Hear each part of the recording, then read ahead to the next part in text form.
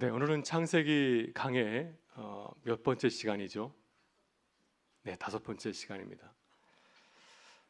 우리는 창세기 1장에서 하나님의 창조 이야기를 함께 살펴보았습니다. 하나님께서는 세상을 6일 동안 창조하셨죠. 그리고 마지막 날에 우리 사람을 창조하셨습니다. 그 창세기 1장은 스케일이 굉장히 큽니다. 우주적인 차원에서 이 광대한 이 자연 만물을 지으신 하나님을 노래하고 있습니다. 하나님의 능력을 강조하고 있습니다. 근데 하나님의 창조는 이것으로 끝나지 아니하고 창세기 2장에서 계속 되어지고 있습니다. 그래서 하나님의 창조 사역을 또 다른 관점에서 좀 더 깊이 들여다보게 하죠. 창세기 2장은 창세기 1장의 창조 이야기는 상당히 다릅니다. 우선 규모가 다릅니다. 창세기 1장은 우주적인 차원에서 해도 나오고 달도 나오고 산도 나오고 굉장히 큰 스케일에서 대서사시와 같은 이 창조 얘기를 다룬다고 한다면 창세기 장은 보다 작고 소박한 시각으로 창조 이야기를 다루고 있습니다. 그리고 창세기 1장은 굉장히 많은 주제를 다루고 있지만은 창세기 2장은 인간 창조 그리고 에덴 동산에 초점을 맞추고 있습니다. 그래서 창세기 장은 마치 한 드라마처럼 작은 소박한 에피소드를 다루고 있는 것처럼 보여집니다. 창조 순서도 다르죠. 창세기 1장에서는 하나님께서 남자와 여자를 동시에 창조하셨습니다.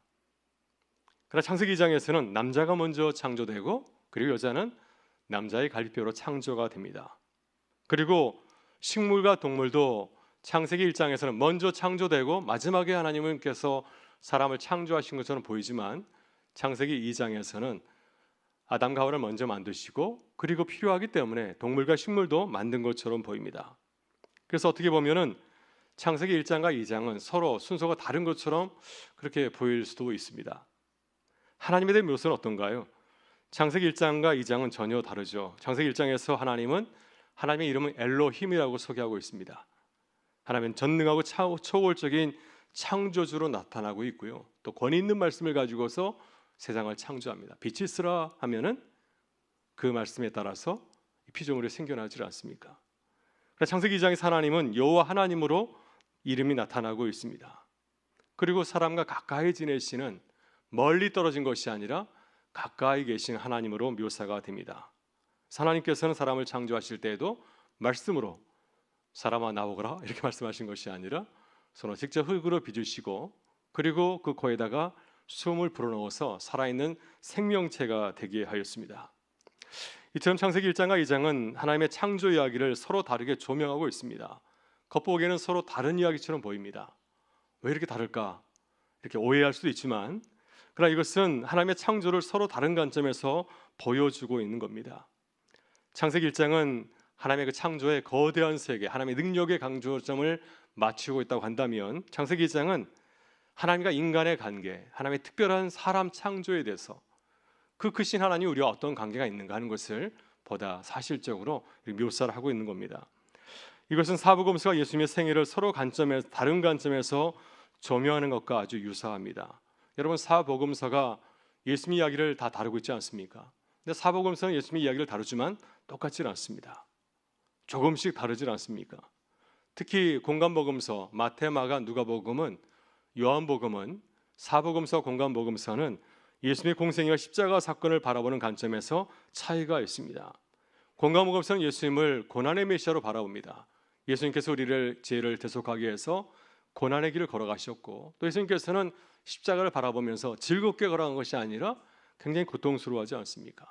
겟세마네 동산에서는 이 땀방울이 핏방울이 될 정도로 아주 고뇌하면서 기도하는 모습을 보여주고 있습니다. 그러나 요한복음은 예수님의 공생애와 십자가의 죽음을 영광의 메시아의 관점에서 조명하고 있습니다. 십자가는 통과를 하게 되면 영광의 메시아로 등극하게 되지 않습니까? 그래서 요한복음에서 예수님께서는 십자가를 바라보며 걸어가지만은 이 공감서에 나오시는 그 모습처럼 고뇌하면서 걸어가는 것이 아니라 담담하게 또 의연하게 받아들이면서 걸어가는 모습을 보여주고 있습니다. 이처럼 창세기의 창조 이야기를 1장과 2장에 서로 다른 관점에서 바라보게 되면 하나님의 창조를 아주 입체적으로 우리가 볼 수가 있습니다. 큰 차원에서 바라볼 수도 있고 다시 그 속으로 들어와서 볼 수가 있습니다. 창세기 1장에서 하나님은 우리와 아주 거리가 먼 존재처럼 느껴지지 않습니까? 아주 광대하신 분, 아주 우주적이신 분. 그래서 우리가 다가가기에는 너무나 먼 분이죠. 그 광대하신 우주에 비한다고 한다면 우리 사람은 먼지만도 못한 존재가 아닌가요? 그 하나님과 어떻게 우리가 대면할 수 있겠습니까? 하지만 창세기 2장에서 만난 하나님은 아주 친밀하고 따뜻하게 다가옵니다. 마치 하나님의 아들이신 예수 그리스도께서 사람의 몸을 입고 우리에게 찾아오신 것처럼 하나님은 직접 흙으로 우리를 빚으시고 그의 생명을 불어넣어서 사람이 되게 하셨습니다. 마치 부모가 자녀를 사랑스럽게 대하고 양육하는 것처럼 그런 하나님의 모습, 우리에게 가까이 다가오신 그 모습을 우리 창세기 2장에서 만나볼 수 있습니다. 그래서 하나님은 창세기 1장에서 우리를 하나님의 형상대로 지으셨다고 말씀하고 있지 않습니까? 그렇지만 창세기 2장에서는 이 말씀을 보다 세밀하게 보여주고 있습니다. 마치 카메라 렌즈를 이제 클로즈업 시켜서 우리를 하나님의 창조 그 형상으로 만드셨는데 그렇다고 한다면 어떤 모습인가, 어떻게 만드셨는가는 것을 갖다가 클로즈업해서 그 자세한 창조의 과정을 우리에게 보여주고 있는 것이죠. 이렇게 하나님은 사람을 직접 빚으시고 살아있는 사람이 되게 하신 후에 그리고 나서 아담과 하와를 에덴 동산에 살게 하셨고요. 그리고 선악과도 두셨습니다. 그래서 이 시간 에덴 동산에서 우리를 두시고 또 선악과를 두신 그 하나님의 이야기를 통해서 우리 향하신 주님의 뜻을 함께 나누고 기도하는 시간이 되기를 간절히 소망합니다. 오늘 본문을 보면 하나님께서 사람을 창조하신 이야기가 나옵니다. 7절은 인간 창조의 과정을 소개하고 있는데요. 새 한글 성경으로 한번 같이 읽어보겠습니다. 저를 보면 말씀이 보입니다. 네, 같이 한번 읽어보겠습니다. 여호와 하나님이 땅 부스러기 곧 흙으로 빚으셨다. 그러고는 그의 코에 생명의 숨결을 불어 넣으셨다. 그러자 사람이 생명체가 되었다. 네, 그래서 땅 부스러기, 먼지를 땅 부스러기로 표현을 하였습니다. 이 말씀을 살펴보게 되면 우리 사람이 본래 어떤 존재인지를 잘 말해주고 있죠. 인간은 본래 흙이었습니다. 좀 더 구체적으로 말한다고 한다면 본문에 나온 것처럼 땅 부스러기, 먼지에서 시작된 존재에 불과합니다. 첫사람 아담은 고유명사로 첫사람을 말하기도 하지만 또한 일반 명사로 사람을 뜻하기도 합니다. 그래서 아담 하게 되면은 첫 번째 사람을 뜻하기도 하지만 우리를 가리키기도 합니다. 그냥 인류를 말하고 있는 것이죠. 히브리어 흙은 아다마인데요. 아담이란 고유명사에 아를 붙이게 되면 아다마입니다. 근데 그 뜻이 흙입니다. 그래서 사람 본래 누구인가 하는 사실을 이 히브리 사람들은 그 흙이라는 단어를 통해서 잘 말해주고 있습니다. 아다마, 흙입니다. 거기서 아담이 나왔다 이렇게 말해주고 있습니다. 하나님은 단지 흙덩어리에 불과한 인간의 코에 생명의 숨을 불어넣어 주셨습니다. 그 순간 그 흙덩어리가 살아있는 생명체가 된 것이죠. 이것이 우리의 본래적인 모습입니다. 우리가 살아있을 때는 우리가 누구인지를 잘 모르고 살아갑니다. 우리가 흙에서 왔다는 사실을 잊고 살아가지만 하나님께서 우리의 코에서 숨을 거두어 가시면 그 즉시 우리는 알게 되죠. 다시 한 줌의 흙으로 돌아가게 됩니다. 우리는 이 변화되는 이 진리를 우리 사랑하는 사람들의 떠나감, 이 장래 예식을 통해서 늘 깨닫곤 합니다. 우리가 살아있을 때는 신분의 높고 낮음이 존재하죠. 부자도 있고 가난한 자도 있고 건강한 자도 있고 허약한 자도 있고 나이 많은 사람도 있고 어린 사람도 있습니다. 그러나 생명이 다하게 되면 어떻게 되죠? 생명 우리에서 떠나게 되면은 그러면 다 결국은 모든 사람 흙으로 돌아가게 되어 있습니다. 이것이 인생입니다. 모든 이가 동등하게 흙으로 돌아가는 것. 이것이 하나님께서 우리에게 주신 그 진리입니다. 창세기는 인생의 깊은 진리를 우리에게 알려주고 있습니다. 창세기 3장 19절에서 범죄한 아담과 하와에게 하나님은 이렇게 말씀하셨습니다. 너는 흙이어서 흙으로 돌아갈 것이다. 너는 본래 흙이니 이제 너는 흙으로 돌아가는 존재가 될 것이다 하는 사실을 말해주고 있습니다. 그래서 우리는 이 사실을 기억해야 됩니다. 우리는 본래 흙에 불과한데 하나님께서 우리를 놀라운 존재로 창조하신 겁니다. 놀라운 일 아닌가요? 그래서 이 은혜를 늘 깨닫고 감사하는 삶을 살아가는 우리 모두가 되실 수 있기를 바랍니다. 놀랍게도 하나님께서 흙덩어리에 불과한 인간을 위해 놀라운 선물을 예비해 두셨습니다. 바로 인간이 거주할 장소를 마련하셨는데 하나님께서는 첫사람 아담과 하와를 지으신 이후에 그들을 어디 두셨습니까? 어디로 입주하게 하셨습니까? 에덴에 있는 동산을 만들어서 그곳에서 살게 하셨습니다. 8절과 9절은 아담과 하와가 처음으로 거주하였던 에덴 동산을 이렇게 소개하고 있습니다. 우리 8절과 9절의 말씀도 새 한글 성경을 같이 한번 읽어보겠습니다. 여호와 하나님이 동쪽에 에덴의 동산을 일구시고 빚으신 사람을 거기에 두셨다. 여호와 하나님이 땅에서 온갖 나무를 돋아나게 하셨다. 그것들은 보기에 탐이 나고 먹음직스러운 열매를 맺었다. 동산 한가운데는 생명나무가 있었고 좋음과 나쁨을 알게 하는 나무도 있었다. 아멘. 네. 에덴이라는 히브리어의 뜻은 기쁨이라는 뜻을 담고 있습니다. 그래서 에덴 동산은 기쁨의 동산입니다. 교회 이름들 가운데서 동산 교회가 참 많이 있어요. 아마 그 동산 교회는 바로 이 에덴 동산, 기쁨의 동산을 말씀하고 있지 않을까요? 우리 교회가 에덴 동산 같이 하나님의 기쁨이 되는 교회가 되길 바라는 마음으로 그 이름을 지었을 것입니다. 이 동산이라는 단어가 히브리 성경을 헬라어 성경으로 처음 번역한 70인역 성경, 그러니까 최초의 번역 성경이죠. 이 번역 성경에서는 이 동산을 파라데이스라고 번역하였습니다.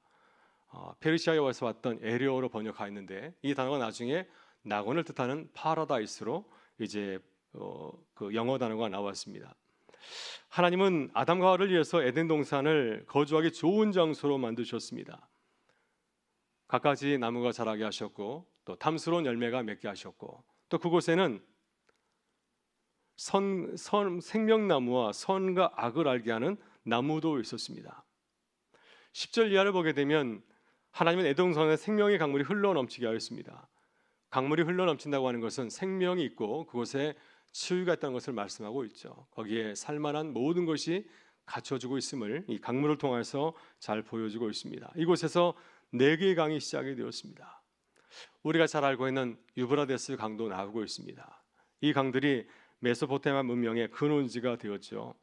그래서 10절부터 14절의 그 말씀, 에덴 동산의 그 모든 것을 기록하고 있는데 그것은 단지 에덴 동산을 설명하고 묘사하는 것이 아니라 그것이 바로 하나님께서 아담과 하와를 위해서 제공하신 최상의 환경을 갖춘 장소라는 사실을 강조하고 있습니다. 그래서 이곳은 무엇보다 하나님께서 임재하시는 곳이고 또 물질적으로 부족함이 전혀 없습니다. 또 귀한 복속도 아주 풍부하다고 말씀을 하고 있습니다. 그래서 이 에덴 동산은 당시 고대 이스라엘 사람들, 많은 사람들이 이상적으로 생각했던 그런 공간이었을 것입니다. 가장 살기 좋은 곳에 하나님께서 아담과 하와를 지으시고 이끌어서 그곳에 살게 하신 겁니다. 하나님은 첫사람 아담과 하와를 위해서 아낌없는 복을 주어 주었습니다. 그로 인해서 아담과 하와는 하나님의 인도하심 가운데서 풍성한 삶을 누리면서 이제 첫 삶을 시작했다는 사실을 강조합니다. 하나님께서는 아담과 하와에게 에덴 동산에 살게 하시면서 사명도 주셨습니다. 할 일도 주셨습니다. 창세기 1장 26절 이하에서 하나님은 하나님의 형상대로 사람을 지으시고 복을 주시면서 사명을 이렇게 말씀하지 않았습니까? 1장 28절은 이렇게 말씀하고 있습니다. 하나님이 그들에게 복을 주시며 하나님이 그들에게 이르시되 생육하고 번성하여 땅에 충만하라 땅을 정복하라 바다의 물고기와 하늘의 새와 땅에 움직이는 모든 생물을 다스리라 하시니라. 이렇게 말씀하신 후에 창세기 2장에서는 사람을 지으시고 이제 에덴 동산에 두시면서 그들에게 하실 일, 그들에게 맡겨주신 사명을 다시 설명을 하고 있습니다. 하나님께서 아담과 하와에게 주신 사명이 무엇인가요? 에덴 동산을 경작하고 지키는 사명을 주었습니다. 보면 15절의 말씀을 같이 한번 읽어보겠습니다. 여호와 하나님이 그 사람을 이끌어 에덴 동산에 두어 그것을 경작하며 지키게 하시고 아멘. 그래서 아담과 하와에게 주신 그 사명을 두 동사로 말씀하게 주고 있는데요. 먼저 첫 번째 동사는 경작하다, 아바드라고 하는 동사입니다. 이 단어는 땅을 갈고 농사를 짓는 것을 뜻하고 있습니다. 우리는 아담과 하와가 에덴 동산에서 아무것도 하지 아니하고 자다가 일어나서 열매 따먹고 또 심심한 하나님과 같이 동산도 거닐고 이런 삶을 연상할 때가 참 많이 있습니다. 그래서 우리가 에덴 동산을 좋아하는지 모르겠습니다. 그곳에 가면은 일도 안 하고 쉬기만 하는 거 아닌가 하는 생각에서 에덴 동산을 그리워하고 그것을 잃어버린 것을 굉장히 안타까워합니다. 그러나 에덴 동산이 그런 곳인가요? 놀기만 하는 곳입니까? 하나님께서 아담과 하와에게 아무것도 하지 아니하고 놀기만 하게 하려고 이 동산을 만들어서 그들에게 선물로 주신 것일까요? 오늘 말씀을 보게 되면 에덴 동산에서 땀을 흘리고 일을 해야 됩니다. 이것이 하나님께서 그들에게 기대하신 모습입니다. 피조물로서 주신 사명을 감당하는 것이 하나님께서 바라시는 이 피조물의 모습이죠. 또 그리고 지키다라고 하는 단어는 사마르라고 하는데요. 에덴 동산을 지키고 보호한다는 뜻입니다.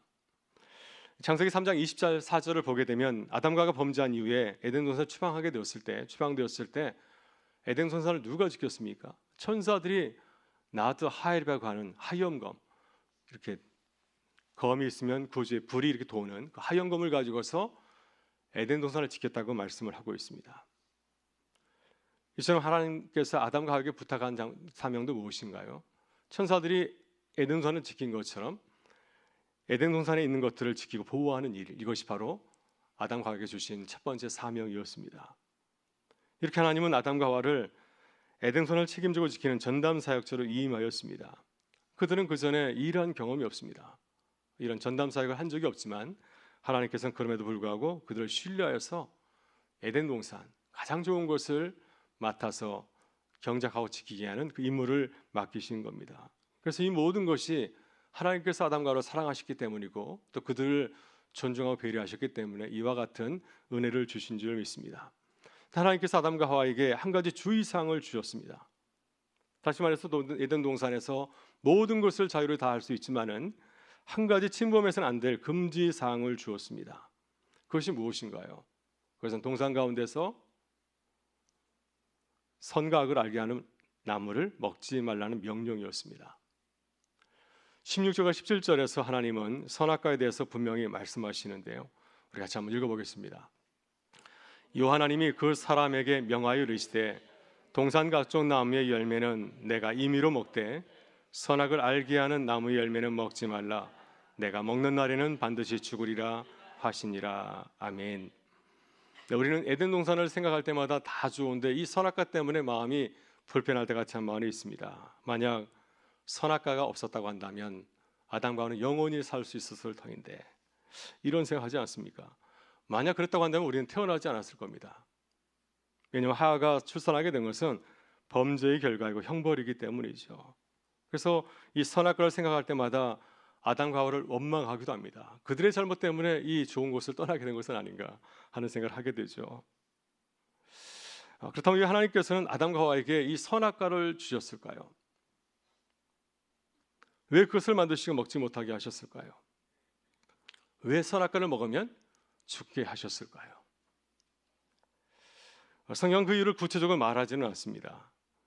그럼 우리 아담과 하와가 선악과를 따먹은 이후의 일들을 생각하게 되면 하나님께서 선악과를 만드신 뜻을 어렴풋이 이렇게 짐작해 볼 수가 있습니다.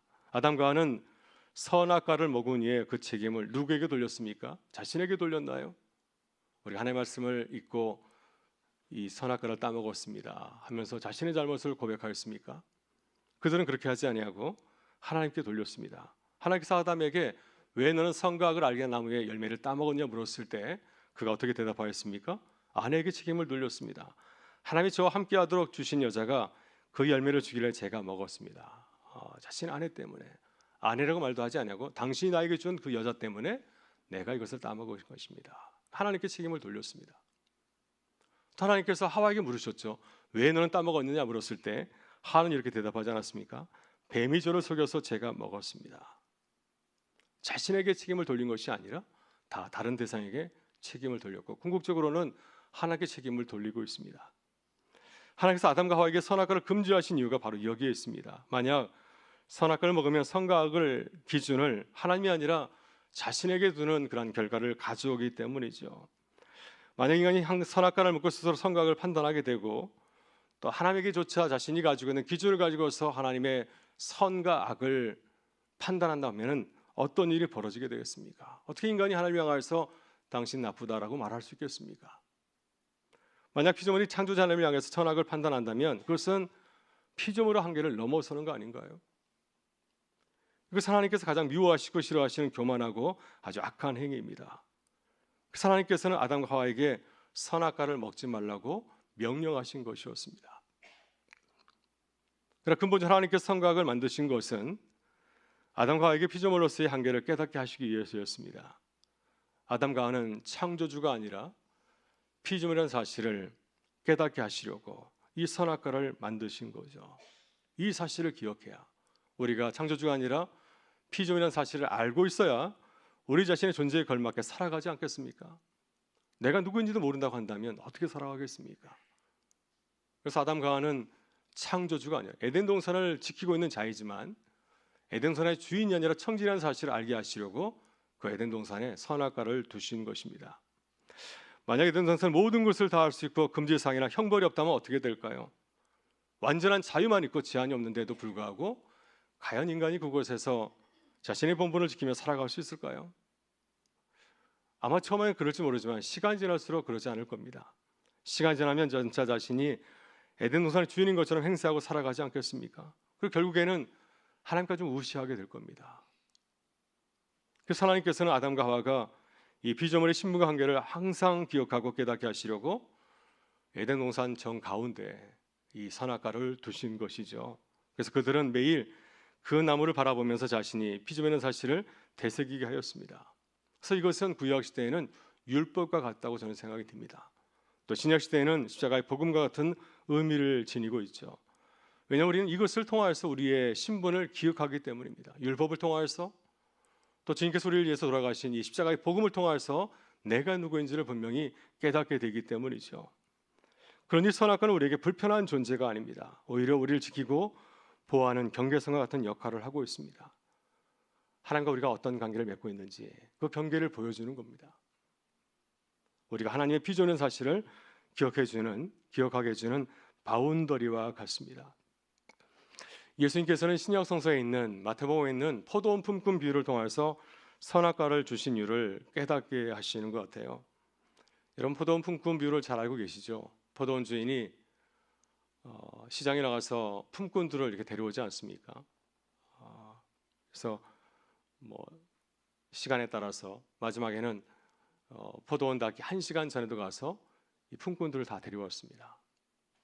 그리고 품꾼 주인은 이 모든 품꾼들한테 품삯을 어떻게 줬습니까? 다들 하루 품삯 한 데나니오를 줬습니다.